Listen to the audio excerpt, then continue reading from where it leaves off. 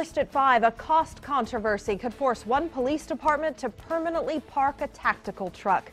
We want police to have the tools they need to keep us safe. But one local city council member in Georgetown is considering returning the police department's newest tool. It's a military-styled armored vehicle, as KXAN's Rob Scott shows us tonight.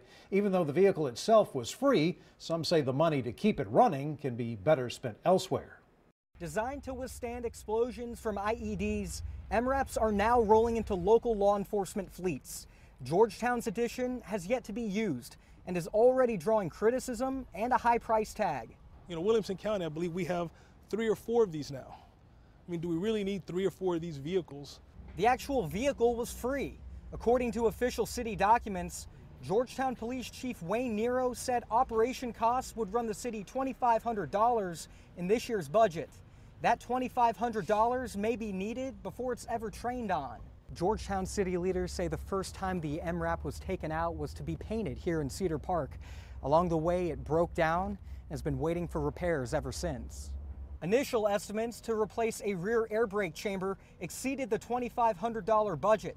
Now estimates are closer to half the amount, about $1,200, but still too much for Councilmember Gonzalez, who is hoping to park it for good. We could look at the actual police department and consider things of need. Do we have a new police car that has to be purchased that money could be applied to and reduce debt? Chief Nero declined to comment until after the city council meeting discussing the vehicle.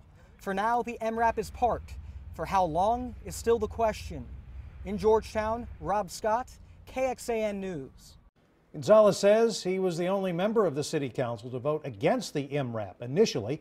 In addition to the cost, he says he's concerned with the public perception of militarized vehicles in his city. And KXAN will have a crew at tonight's meeting. We'll let you know what they decide on our news tonight at 9 and at 10 o'clock. The debate over whether police departments really need military equipment like the MRAP vehicle has spread across the country. In August, Davis, California became the first city in the U.S. to reject the armored vehicle.